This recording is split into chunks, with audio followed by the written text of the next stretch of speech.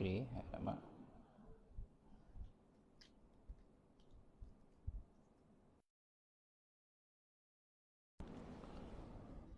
Hmm. Bismillahirrahmanirrahim. Assalamualaikum warahmatullahi taala wabarakatuh. Okey, sekarang anda bersama saya Projek dari Raja Bekam. Okey, sebentar lagi kita akan mulakan live berkenaan dengan tajuk yang minggu lepas kita sambung lagi, iaitu sayatan bekam dan tusukan lancet. Okey, saya minta maaf sebab ini setting sikit masalah setting. So, bismillahirrahmanirrahim. Alhamdulillahirabbil alamin. Wassalatu wassalamu ala asyrafil anbiya'i wal mursalin wa ala alihi wa sahbihi ajmain. Allahumma aftah alaina hikmataka wa nsyur alaina min khazaini rahmatika ya arhamar rahimin. Rabbi shrah li sadri wa yassir li amri wahlul 'uqdatam min lisani yafqahu qawli. Subhanaka la ilma lana illa ma 'allamtana innaka antal alimul hakim. La haula wala quwwata illa billahi aliyyil azim. Okay, Assalamualaikum warahmatullahi taala wabarakatuh kepada anda semua yang menonton live saya Jeb dari Raja Bekam. Malam ni kita bincangkan tajuk yang agak menarik, iaitu di antara sayatan bekam dan tusukan lancet. Okey, so tajuk malam ni special sebab kita bicarakan dua teknik yang popular dalam rawatan bekam. Okey, dalam rawatan bekam kita ada dua teknik yang sangat popular. Sama ada yang pertama, teknik bekam menggunakan jarum lancet, dan yang kedua, teknik bekam menggunakan sayatan, alat bekam lah, sayatan surgical blade. Okey, dua teknik. Okey, mana-mana kalau kita pergi pun, mana-mana kawasan kat dunia ni yang menggunakan yang mengambil rawatan bekam, okey, dia akan sama ada dua teknik ni saja. Okey, teknik bekam menggunakan jarum lancet, ataupun yang kedua, teknik bekam menggunakan sayatan. Okey. Sebelum tu suka saya nak bagi tahu sekali lagi, saya daripada Raja Bekam. Okey, anda bersama saya Bro Jeb dari live saya yang ke-8 kot. Okey, terima kasih kepada yang join. Saya nak cuba dekatkan kamera ni dulu. Sekejap ya. Sekejap. Okey. Okey. Saya tak nampak. Okey, terima kasih kepada yang live. Anda bersama saya Bro Jeb dari Raja Bekam. Kita sembang santai lah sembang santai. Anda bersama saya Bro Jeb, kita akan menyembang berkenaan dengan topik yang sangat popular, yang sangat menarik, iaitu berkenaan dengan sayatan bekam dan tusukan lancet. Yang mana kelebihan, ataupun kita akan berbincang mengenai dengan kelebihan, kekurangan, teknik moden, sunnah ataupun tidak. Kita akan berbincang lebih detail pada malam ini. Okey, so untuk memulakan live saya ni, suka saya nak bacakan kita bacakan beberapa hadis. Okey, sementara menunggu sahabat kita yang masuk, yang lain-lain, saya bacakan beberapa hadis tentang keutamaan bekam. Okay, yang pertama kita ambil daripada buku Dr. Wada Umar, daripada yang tajuknya Sembuh dengan Satu Titik. Okay, hadis-hadis tentang keutamaan bekam. Okay, daripada Sa'id bin Jubair dari Ibnu Abbas, Rasulullah SAW bersabda, Ash-shifa'u fi salasah, syarbati asal, wa syarutati mihjam wa kayyatin nar wa inni anha ummati anil kai.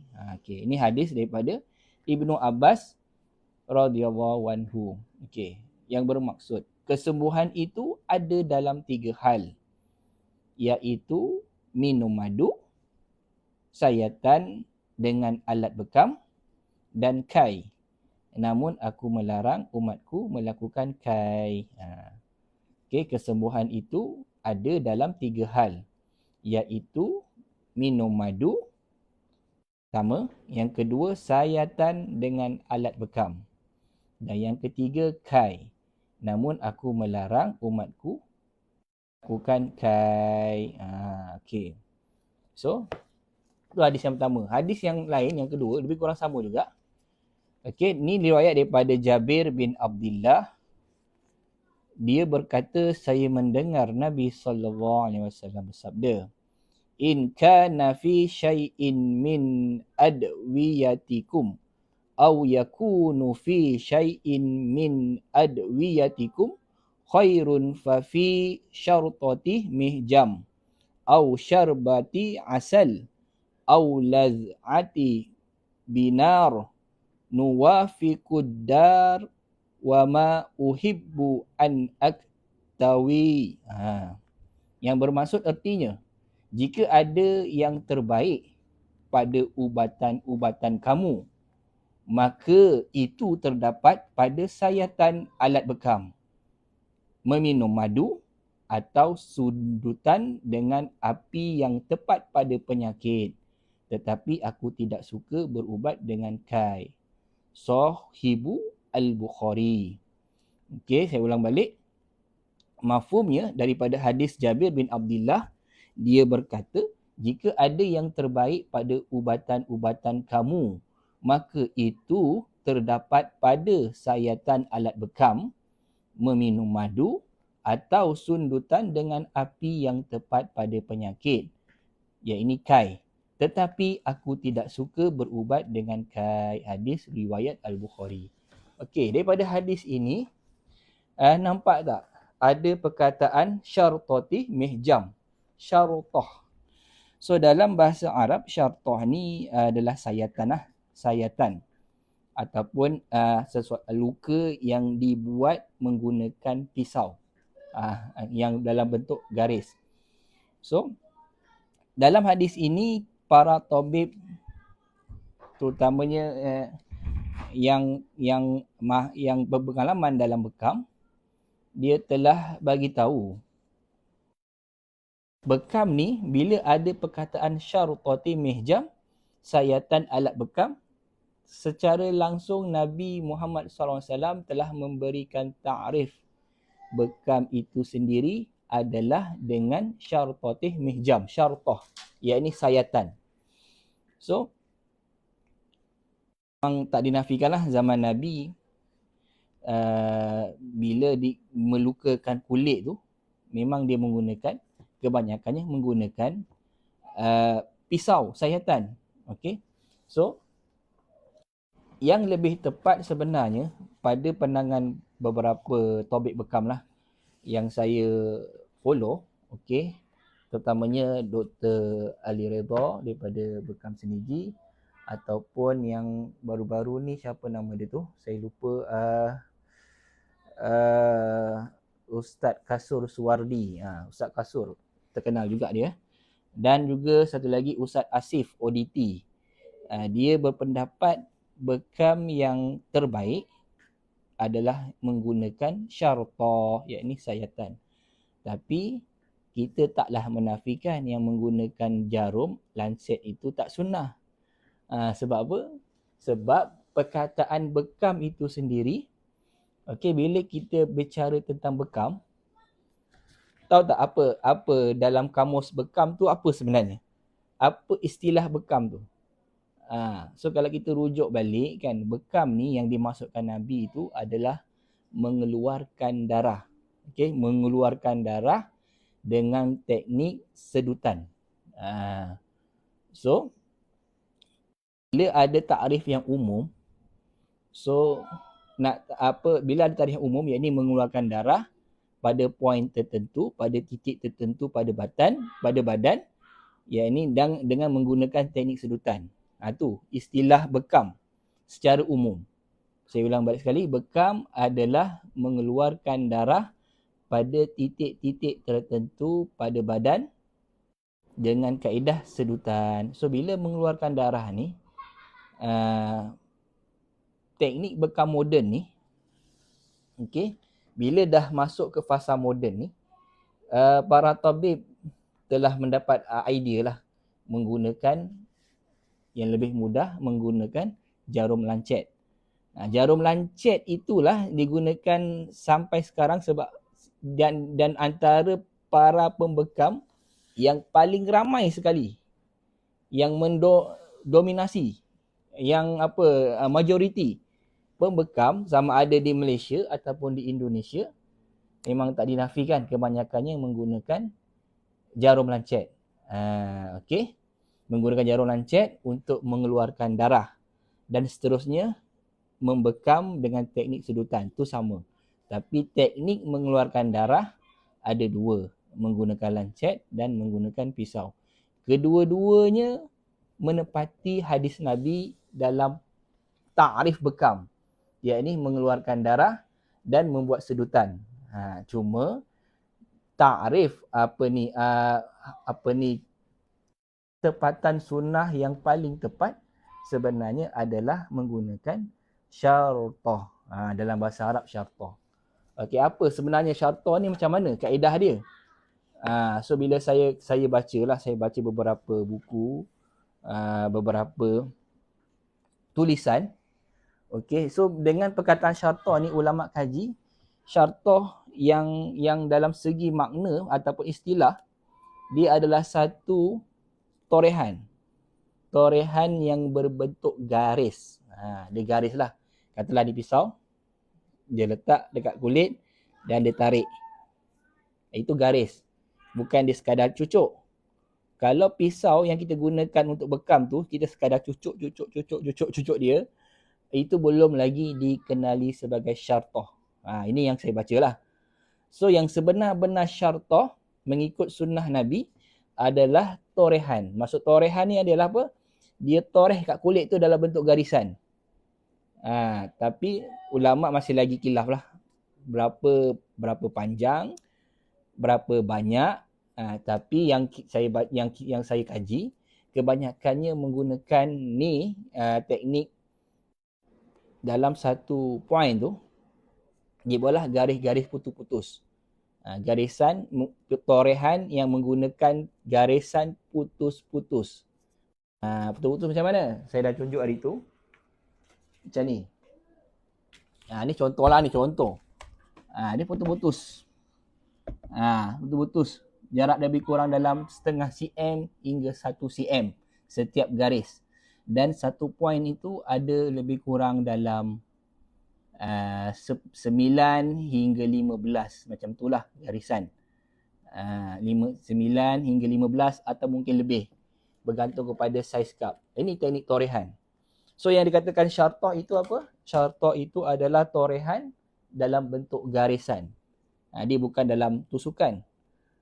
Kalau tusukan tu, dia belum lagi dimaknai dengan syartah. Kalau tusukan, walaupun dia guna pisau tapi dia menusuk-nusuk dekat poin bekam, itu belum lagi dikenali sebagai syartah. Itu sama macam teknik lancet lah. Lancet kita tusuk dia. Tapi ada juga pendapat yang unik juga. Ada juga pendapat, dia cakap dalam para tabib ni yang saya baca, yang saya kaji, dia cakap lancet tu sendiri sebenarnya adalah satu teknik syartah. Macam mana dia kata syartah tu? Maksud dia cakap guna lancet, pen lancet tu sebenarnya adalah syartah juga atau torehan juga, tapi dia adalah torehan yang kecil. Mini torehan ataupun mini syartah. Ada juga pendapat. Sebab apa? Kalau kita kaji, logik juga, memang betul. Kalau tengok dia punya istilah, sebab apa? Sebab bentuk jarum tu macam pisau. Macam saya tunjuk hari tu. Ni bentuk. Ni katalah ni jarum lancet kan. Ni jarum lancet. Okey. Ni jarum lancet. Ini dia punya bentuk pisau dia ni. Ini bentuk pisau dia. Dia macam pisau lah. Dia tak tajam. Dia maksudnya dia lebar. Mata jarum lancet ni dia lebar. Jadi bila dia tusuk dekat kulit, dia sebenarnya dah tersiat kulit tu. Tapi dalam bukaan torehan yang kecil lah. Maksudnya dia kulit tu dia tertoreh dengan kecil. Tu yang dinamakan mini syartah walaupun menggunakan lancet. Ada juga pendapat yang kata begitu. Tapi yang penting apa tuan-tuan puan-puan, yang penting kita mengeluarkan darah. Tu satu. So bekam ni yang dikatakan bekam sunnah Nabi ni yang paling utama dia mengeluarkan darah. Baru dia buat sedutan. Dia bukan sekadar buat bekam angin. Kalau bekam angin saja, dia belum lagi yang dikatakan melakukan bekam sebagaimana yang Nabi buat. Sebagaimana yang Nabi buat bekam adalah dengan mengeluarkan darah. Cuma cara pengeluaran darah yang paling tepat adalah menggunakan torehan ataupun syartah. Syartah. So, tak dinafikan juga. Boleh juga menggunakan pen lancet pun tak ada masalah. Cuma dia kurang menepati sunnah. Itu saja. Yang penting maksud bekam tu tercapai. Iaitu mengeluarkan darah dan melakukan sedutan. Okay, terima kasih kepada yang follow live. Walaupun tak ramai tak apa. Okay. Kita bincang santai lah. Sebab topik ni agak menarik. Dan tak ramai yang sedar macam mana teknik rawatan Nabi pada ketika itu.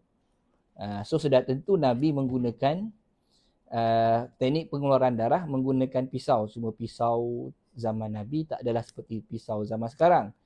Okey, pisau yang zaman Nabi yang saya pernah tengok, bukan yang pernah tengok, ada gambaran yang pernah saya search dekat internet, dia bentuk macam kapak yang kecil lah. Macam kapak kecil.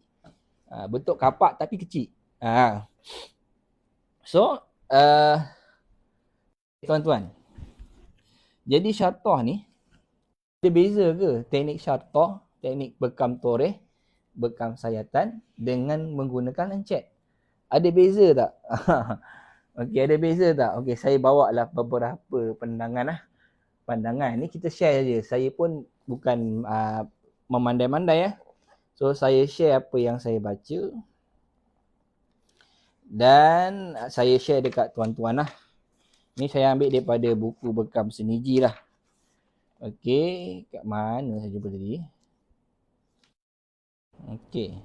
Apa kelebihan menggunakan syartah berbanding dengan lancet? Okey ya.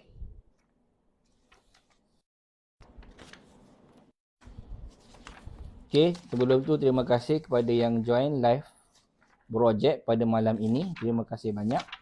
Anda bersama saya projek dari Raja Bekam. Okey. So malam ni topik kita bincang berkenaan dengan teknik bekam sayatan dan tusukan lancet. Apa kelebihan dan kekurangan kedua-dua teknik itu kita akan bincang pada malam ini. Okey. Okey tuan-tuan. Saya akan cari beberapa, saya akan bentangkan atau ceritakan kepada tuan-tuan beberapa kelebihan yang banyak dinyatakan lah dalam beberapa buku. Okey, sekejap ya, saya tadi tak apa jumpa. So, terima kasih yang join live kami projek dari Raja Bekam.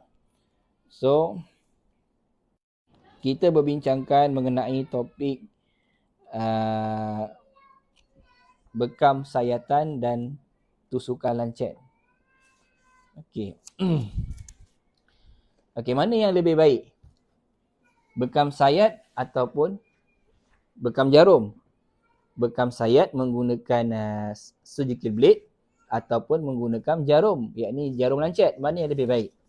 Okey, menurut kitab Timbun Nabawi ni karangan Syekh Ibnu Jauzi, Syekh Ibnu Qayyim Al-Jauzi. Okey, menurut dalam kitab Timbun Nabawi, Rasulullah SAW menganjurkan menggunakan sayatan. Okey, kelebihan sayatan yang telah dinukilkan dalam kitab tersebut berbanding dengan tusukan moden, okey, adalah sebabnya yang pertama, bukaan luka di dalam dunia medis paling baik adalah dengan sayatan. Maksudnya, kerana apa? Kerana proses penyembuhan akan berlaku lebih cepat, yakni tepi dinding yang terluka akan bertaut dengan rapi. Itu yang pertama. So dalam moden, dalam menurut modern medicine, okey, bila kita sayat tu berbanding dengan tusukan, proses penyembuhan yang paling baik dan yang paling rapi, yang paling cantik, yang paling bagus adalah menggunakan sayatan. Jika nak dibandingkan dengan tusukan, proses penyembuhannya pun sembuh juga, cuma dia tak berapa rapi, tak berapa cantik. Lama-lama dia akan meninggalkan kesan lah. Tapi kalau kita menggunakan sayatan, proses penyembuhan itu berlaku sangat cantik. Sehingga selepas 3-4 hari, contohnya, dia langsung tak meninggalkan kesan. Tapi ada syarat jugalah. Yang penting, dia membuat sayatan nipis. Ada teknik juga. Okay, so tu kelebihan yang pertama. Kelebihan menggunakan sayatan berbanding tusukan adalah penyembuhan luka menjadi lebih baik dan rapi. Kerana jaringan menyembuh lebih cepat. Tepi dinding luka tertaut dengan rapi. Itu yang pertama. Yang kedua, teknik sayatan ni, bila kita guna sayatan ni, dia tidak akan menjadi dua kali tusukan pada lubang yang sama. Kerana dia akan mempunyai trauma jaringan. Maksudnya dia akan kalau kita tusuk tempat yang sama, okey, pada contohnya kita tusuk dekat tempat yang sama 2 kali, dia yang kali kedua tu dia akan bertambah sakit lah. Dia akan jadi bertambah sakit. Dia punya reseptor rangsangan sakit itu dia akan berganda. Itu maksud dia. So bila kita tusuk 2 kali pada tempat yang sama, pada lubang yang sama, dia akan mempunyai trauma yang teruk lah. Boleh jadi macam tu. So kalau guna sayatan, dia tak mungkin berlaku kejadian tersebut lah. Sebab kita tahu bila kita sayat dekat satu sisi, dah tentulah seterusnya kita akan sayat di sisi yang lain. Kita tak akan sayat di tempat yang sama. Tu yang kedua kelebihan dia. Okey, dan yang ketiga, dengan teknik sayatan, lukanya terbuka dengan lebih aman daripada dijangkiti bakteria lah. Dia lebih selamat, okey, daripada dimasuki oleh bakteria. Ini dari dalam menurut modern medicine. Menggunakan sayatan, dia lebih selamat daripada dijangkiti bakteria. Maksudnya bakteria apa? Bakteria daripada luar lah. So dengan sayatan, dia lebih selamat lah, lebih safety untuk mendapatkan jangkitan daripada bakteria. Dan yang keempat, kelebihan menggunakan sayatan ini, dengan sayatan yang nipis, maka darah yang keluar adalah benar-benar dari pembuluh darah kapiler, yakni di bawah kulit yang tidak melebihi lapisan dermis. Ni bila kita guna sayatan, kita boleh agak berapa dalam yang kita nak. Berbanding dengan tusukan, sebenarnya tusukan ni dia berdasarkan spring tau. Spring tu, kalau kita tengok mata jarum tu, dia dalam 2 hingga 2.2 cm, 2 mm hingga 2.5 mm panjang dia. panjang dan ada setengah yang sampai 3 mm. So bila kita tusuk dekat kulit, dia akan masuk paling kurang 2 mm lah, ataupun 1.5 mm hingga 2 mm. Itu dia agak dalam sebenarnya, agak dalam.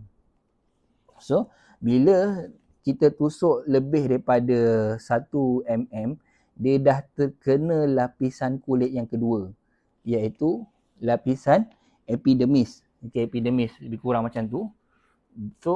So dalam lapisan kulit yang kedua ni, dia banyak jaringan-jaringan, orang panggil jaringan darah bersih lah. Sebenarnya yang kita nak tu adalah lapisan kulit dermis tu, lapisan pertama. Itu yang paling baik. Darah kotor banyak bertumpu dekat lapisan kulit yang pertama, dermis, lepas tu epidermis, dan yang paling dalam lagi adalah apa tu, saya lupa. Okey, yang lebih dalam lagi ada satu lagi lapisan yang kat situ ada salur darah vena, salur darah arteri. Itu pun sangat bahayalah kalau kita tusuk terlebih dalam. So bekam yang dikatakan yang terbaik adalah kita sayat dia di bawah lapisan kulit dermis yang atas sekali.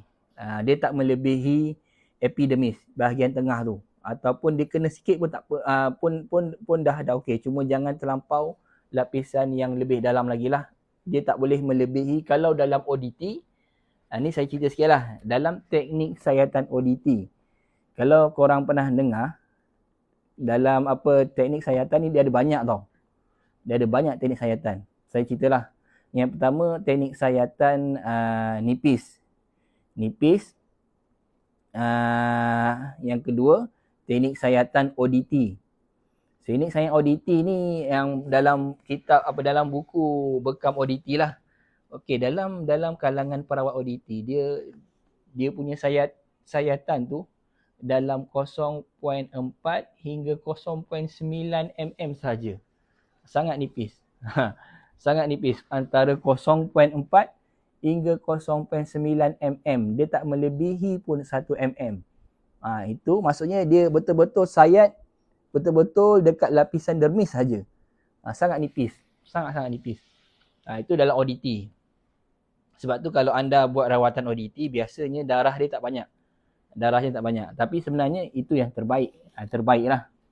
Terbaik. Okey, yang kedua, teknik sayatan selain daripada ODT lah yang biasa kita buat. Sebab teknik ODT dia ada teknik dia lain. Teknik dia toreh tapi tak macam toreh. Macam mana cakap ya? Ada susah lah.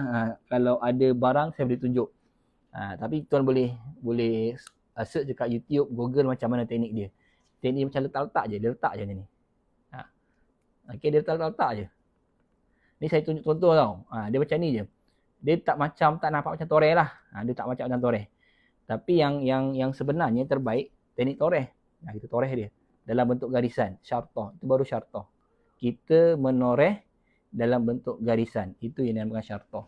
Tapi ingat, syartah yang dimaksudkan ini adalah syartah yang tidak terlalu dalam. Maksudnya apa yang tidak terlalu dalam ni? Dalam torehan lebih kurang ni yang saya banyak baca dalam 1 hingga 1.5 mm saja. Tak terlampau nipis, tak terlampau dalam. Dalam 1 hingga 1.5 mm itu yang terbaik. Cuma banyak teknik torehan ni saya tunjuk lah. Okey, ada setengah torehan. Sekejap ya. Ni kita share je lah ya. Kalau ada pendapat lain, silakan komen. Okey, silakan komen. Okey, nampak ni jenis torekan yang biasa kita buat garisan kan. Ni biasa garisan. Ni biasa. Ini yang terbaik. Dalam range setiap garis, setiap torehan ni setengah cm hingga 1 cm. Dan diselangkan dalam setengah cm lagi, baru toreh lagi. Lepas toreh, jarakkan setengah cm, toreh lagi. Lepas toreh, jarakkan lagi setengah cm, toreh lagi. Ada kaedah yang jenis buat satu garis lurus. Macam ni, garis lurus. Ini sangat tidak dianjurkan lah. Kerana luka dia lambat baik. Ada style macam ni. Terutamanya ada kawan saya dulu tabligh kat Seri Petaling, dia menggunakan torehan dalam bentuk satu garis panjang. Okay. Ini memang agak sakit sikit lah. So yang terbaik adalah yang ini, teknik yang inilah. Yang ini cuba elakkan. Ini agak sedikit sakit, walaupun darah dia agak banyak. Okay, yang ni, so dia punya jarak torehan adalah 1.5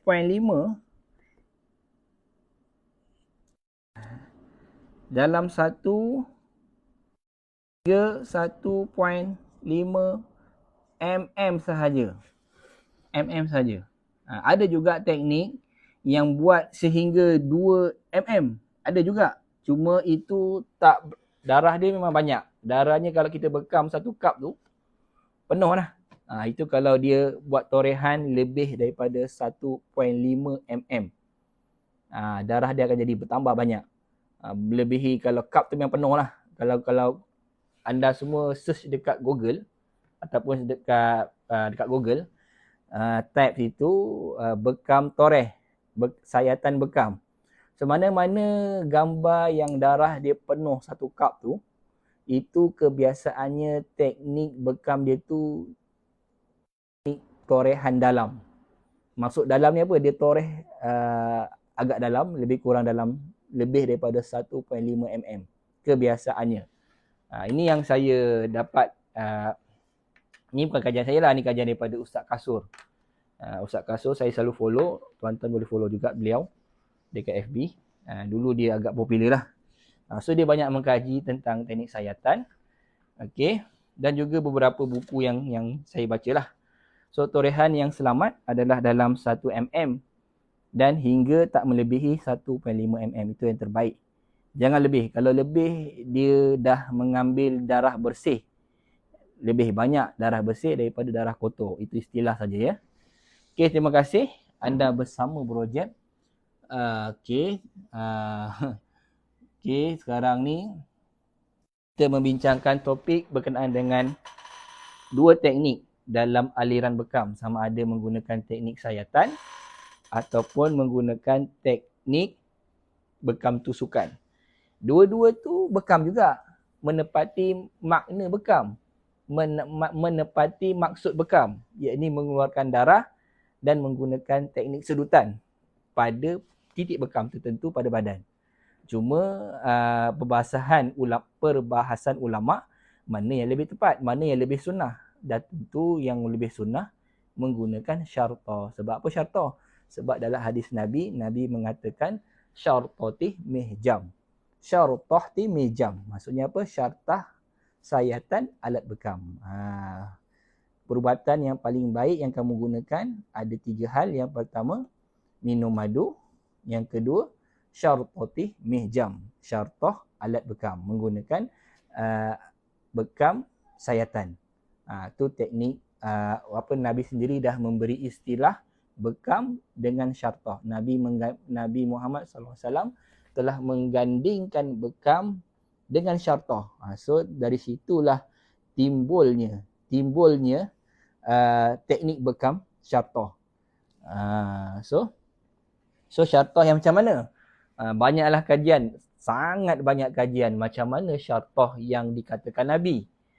So dalam kitab Ibnu Qayyim tu dia bagi tahu syartah itu adalah syartah yang nipis ataupun yang tidak terlalu dalam.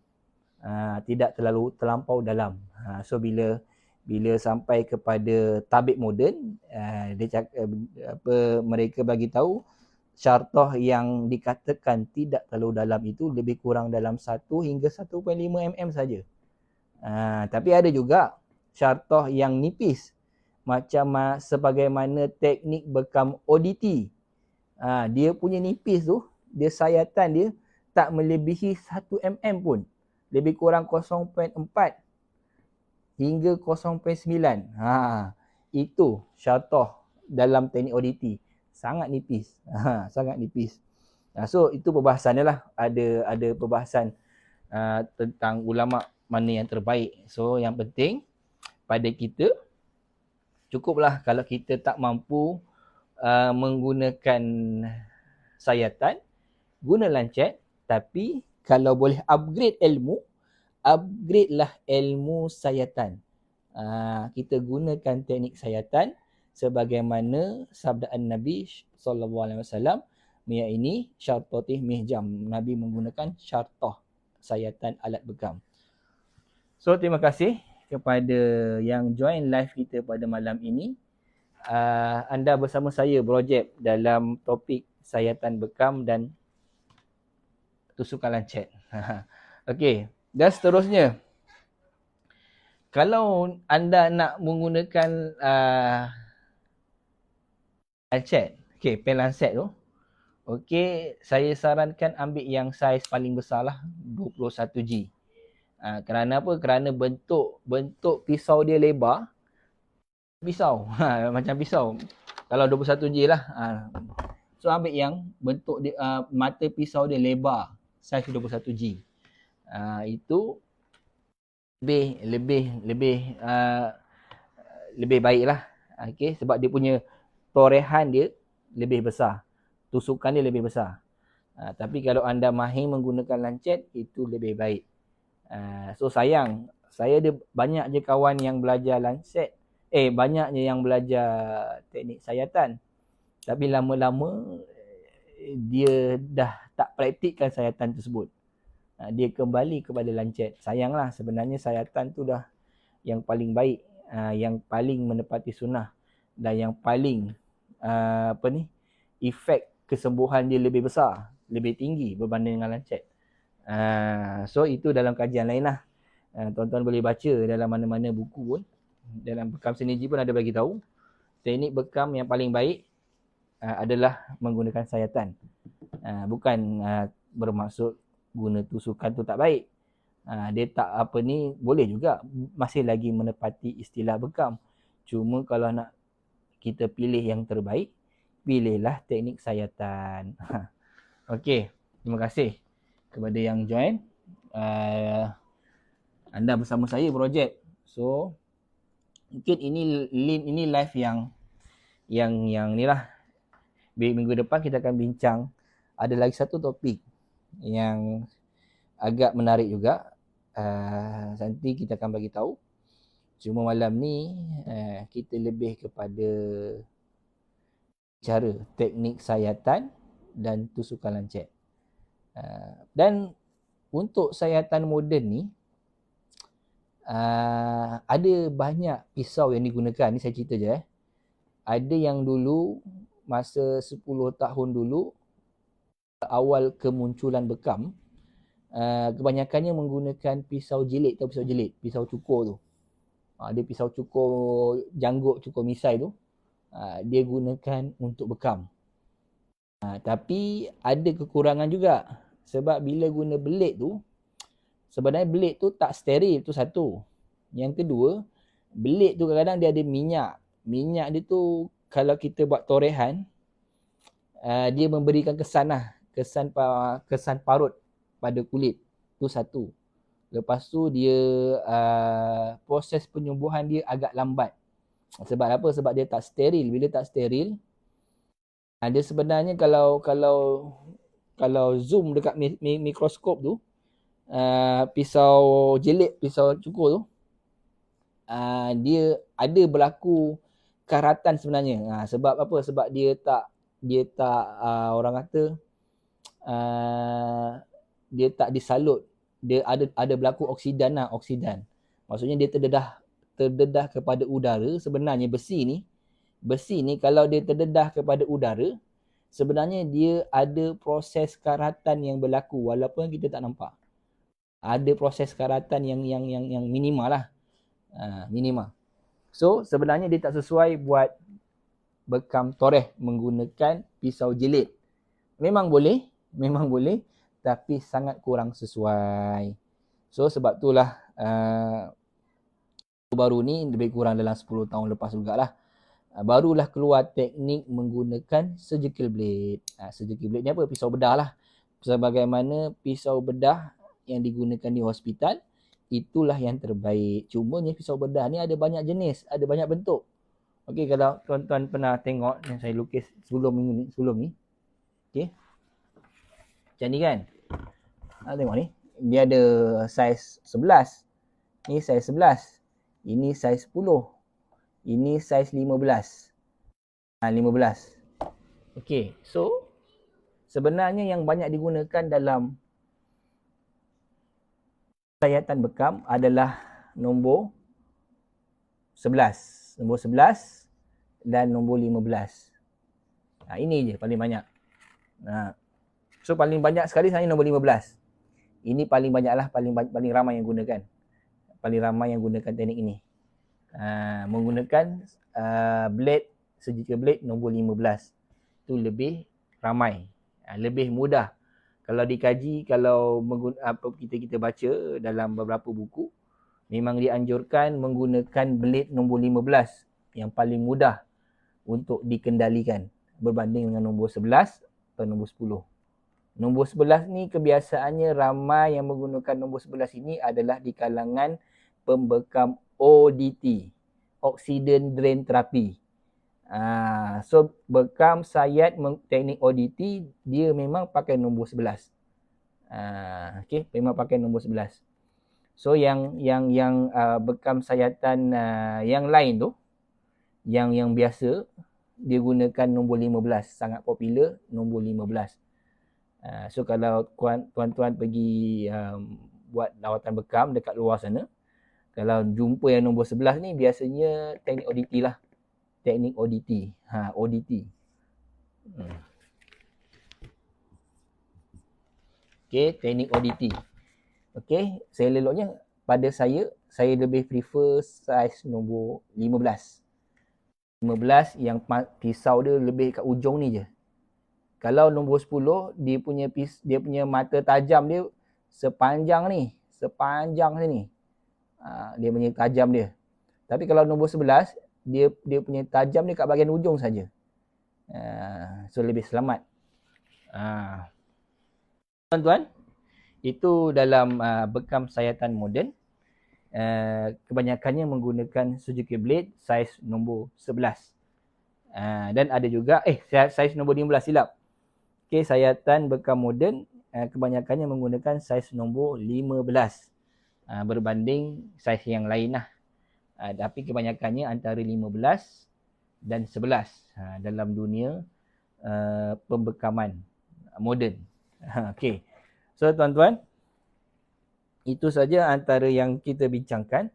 So kelebihan kita dah bagi tahu tadi, bila menggunakan sayatan ni, yang pertama berlaku proses kesembuhan yang cepat.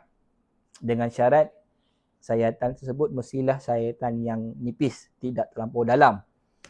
So berbanding dengan lancet, sayatan sebenarnya proses kesembuhannya lebih cepat.